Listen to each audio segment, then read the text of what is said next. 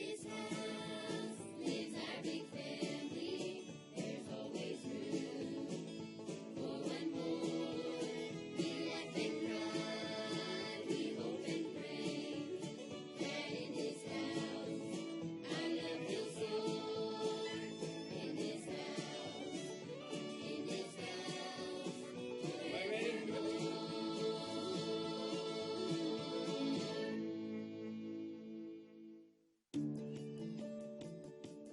Look at me just a minute.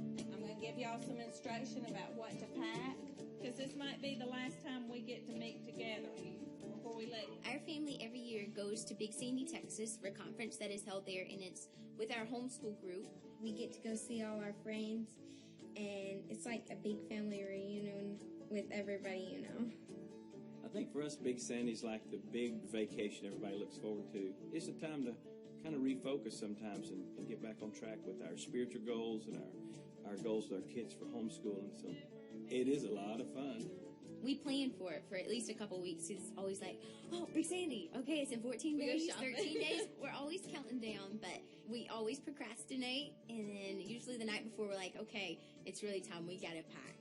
We are planning on leaving tomorrow, driving about 4 hours to Nashville, stopping at a motel, getting up in the morning, and then heading on the rest of the way. So we'll see. We're usually late, like now. I want your stuff down in 1 hour on the bench. Hang on. Go.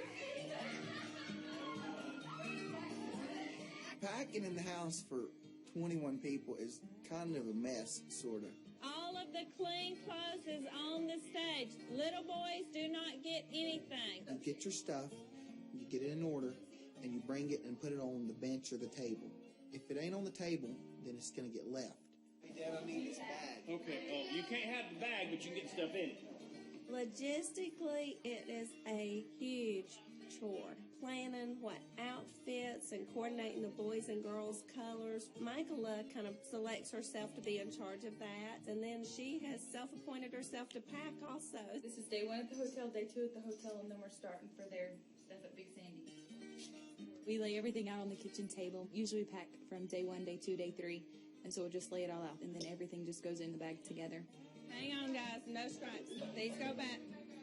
Everybody that's old enough packs their own and brings it down to us, and we just double check behind the little boys so that we don't get there and find out something's missing.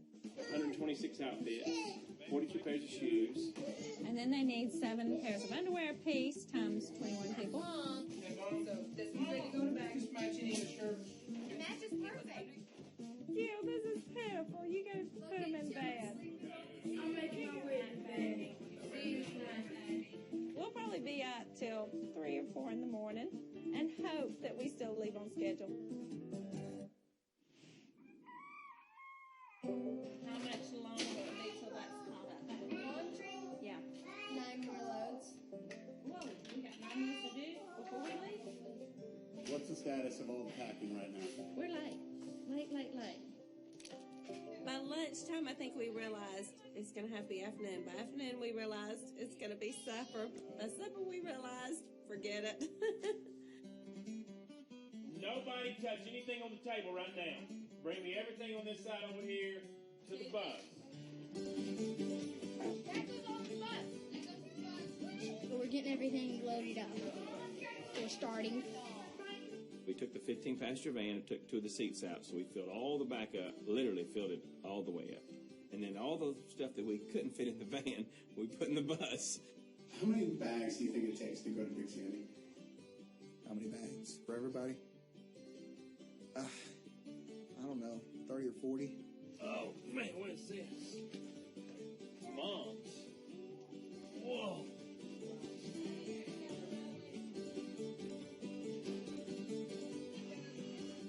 We planned on 4, 6, 8, 10:05, pulling out. Thank the Lord, we're leaving before midnight. Well, after 23 hours of packing, we finally pulled the bus up there, and I loaded my little wife in and 15 kids.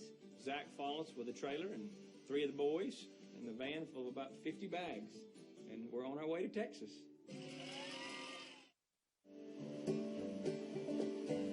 We're on our way to to Big Sandy, Texas to a homeschool conference. We're finally on the road, and so far it's smooth sailing.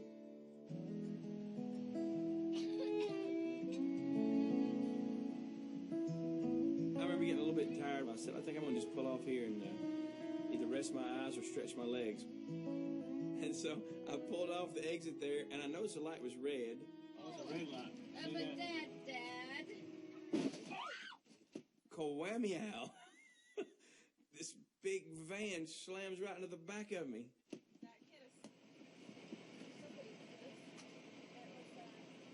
I know how I'm supposed to drive, and I normally drive that way, but I just have this, whenever I'm following Dad, somehow I end up... He was checking the open lane behind him to make sure it was open. I was checking beside me. I was going to see if I could just roll through, too. Red.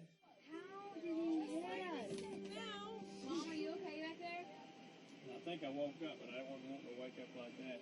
I think everybody was more shocked when the wreck happened and kind of wanted to know, is everybody okay? What happened? We get out of the car and run up there, and nobody was hurt. They were all sitting down or buckled. And so we pull into the gas station over there.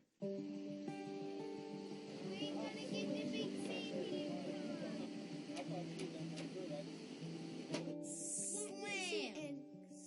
From the bumper this is like this. Oh, it's all right. It's just a car. Everybody's all right. Zach felt so bad. I think he was at a low point thinking, oh, I've ruined everybody's trip because he's hearing some children in this there saying, look what you did, you know, look. Is it drivable? No, well, the radiator's probably busted. You can't drive it like this. If we get a chain, we can drag that out, I think. This is what you call on the roadside body service. My family, they kind of like to, sit around and talk about it first for 20 or 30 minutes. I already know the car is going to work if you just get the bumpers off the tires and stuff. So let's just fix it. Hey, Dad, don't pull forward slow. Slow, real slow, man. I don't think that's smart at all. Oh, it was really bad. It's embarrassing. Turn back the other way. I don't think any major damage is done. Everything's working fine. Lessons of life, adventures we're on. When Nathan got the fender pulled out and nothing's leaking, we thought, hey, let's just keep going and see how far we get. How many can we put in a room? Can we get a roll-out bed and put more in a room? You think you just pull over and go to a motel room, but every little decision turns into a major decision with this many people. So you would have 2 in one bed, 2 in one bed, and 3 pallets. And of course, we didn't know how far we were going to get, so we didn't call ahead and go ahead and book 4 rooms right beside each other, which would be really thoughtful if I could plan when we're going to get there and where we're going to be.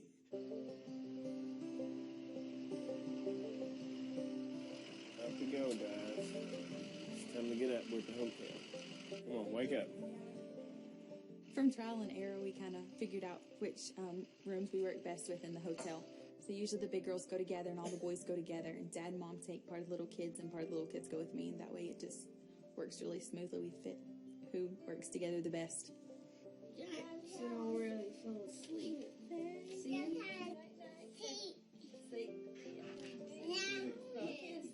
Not a kiss. You gonna blow a kiss? Oh, you're gonna give it to Warden. Oh, that's sweet. Yeah. Okay, thank you. Yay.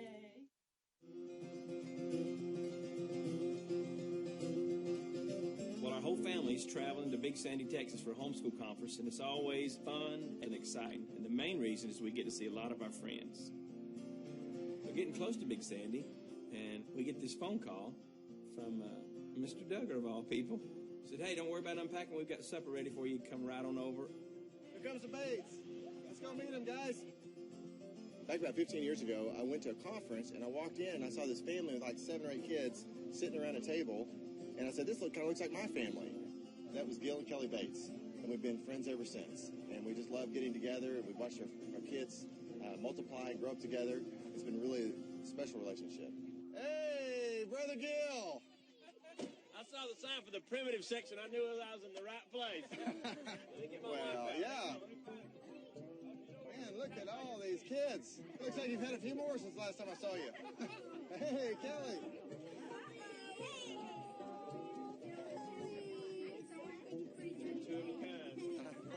We don't get to see each other in person a lot, but there is such a bond there. Having big families, both homeschooling. You are adorable. I haven't seen you in a while. It's always fun when we get together with the Duggars. There's a whole bunch of people and a lot of friends. That's one of the big highlights of the trip is hanging out with the Duggars because pretty much everybody's got their ones close to their same age. We got some hamburgers. Come on over and eat some hamburgers. Thank you so much. The Duggars must have cooked 200 hamburgers and 300 something hot dogs. It was quite a spread. Here's your hamburger right here. He probably fed a good 200 kids. Because we all have friends, and then there's all their kids, and then we all have friends that come too. That are there at the conference. He looks like a little Zach. I think I got 3 Zacks. Zach and then Jackson. He's just like Zach was. Yes. He knows everything. I think he can articulate about anything. Yes. And then here's the third one. Here's the third Zach. Well, we got surprised. The Duggars surprised us and told us to come eat here first. So now we got to get over to our dorm and unpack and get everybody in their rooms. So by the time the sun sets, I hope to be in a place of preparation and rest.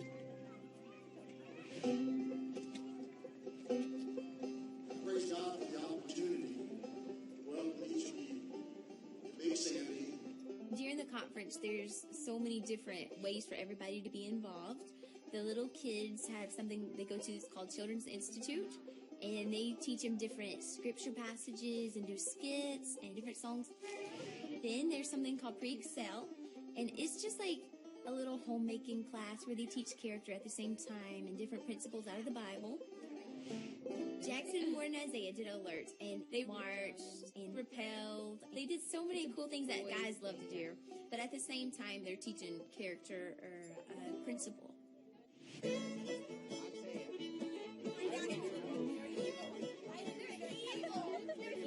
In the evenings after the conference is over, we invite people over. It's huge, probably, 150 to 200 people come about every night. This is like just a bunch of random families. They come down after session, and we just have like a big, just like jam party, just fun. We get to meet a lot of new people. They just come over, so it's really awesome. Is it also a good place to meet boys? What did the other people say? Well, everybody's not going to meet their mate there. I mean, more than likely, no. But yeah, it's a good place to meet people. That's all. We're not saying anything else about it. Yes, that'd definitely be a place that would be a good place to meet some people.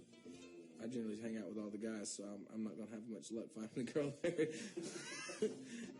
When you're talking about dating or marriage, we have used the term courtship before, but I think the term that we are starting to use more often now is dating with a purpose, because I think that describes that our goals are for the children in their relationships to honor God and to see, is this the right life partner for me to spend my life with, and then to maintain purity until marriage.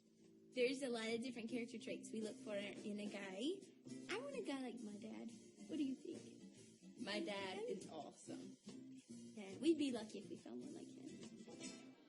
Have you met anybody like that?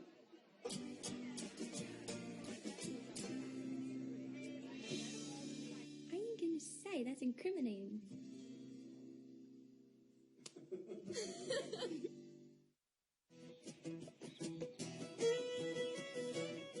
Everybody come in the living room.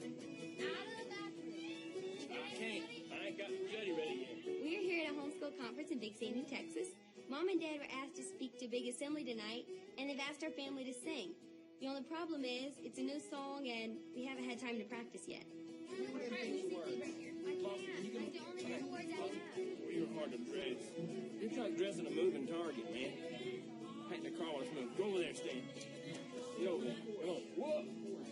We were all kind of halfway ready, trying to get ready, and it was only 30 minutes away. No!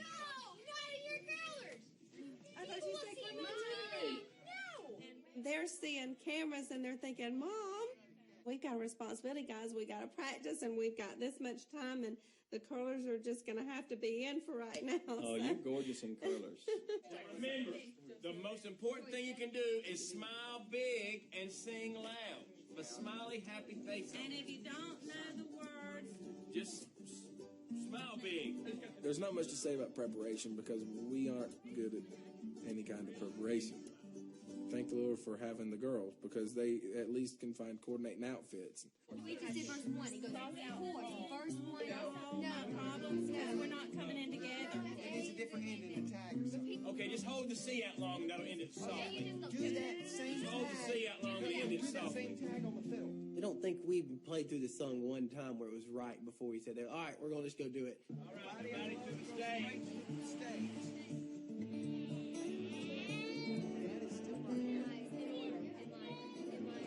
Backstage, man, it's a mess. They never know what's going on.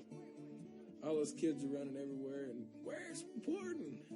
It's kind of complicated when you have 21 people and try to get them out on stage in an orderly fashion. We all walk out in train order, Mom and Dad at the end, and then all of us in a row. And then the oldest kids are going to walk behind Mom and Dad to the side where the mics are. It's just kind of a little complicated trying to get everything worked out. We'll get it. You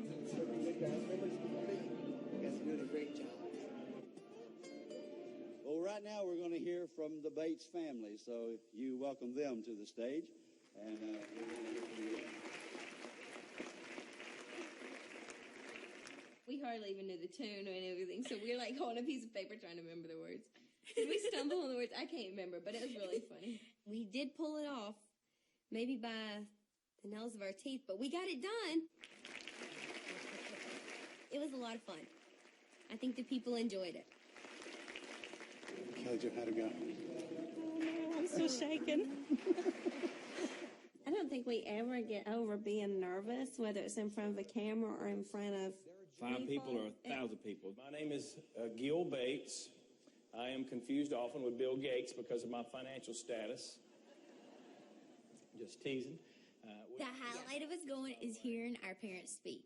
It's one thing to see them live out what they speak and teach, but going up there and telling other people, they're so humble, but they really connect with the people when they talk. They do. We got married, and my mom and dad asked the question, what are you going to do about, about not having kids? I said, well, we've been praying. We think we're just going to trust God. Now, son, you'll have 20 kids. You don't know what happened. He might have been speaking prophetically and didn't even know it. A lot of things we learn from people we've seen at the conference.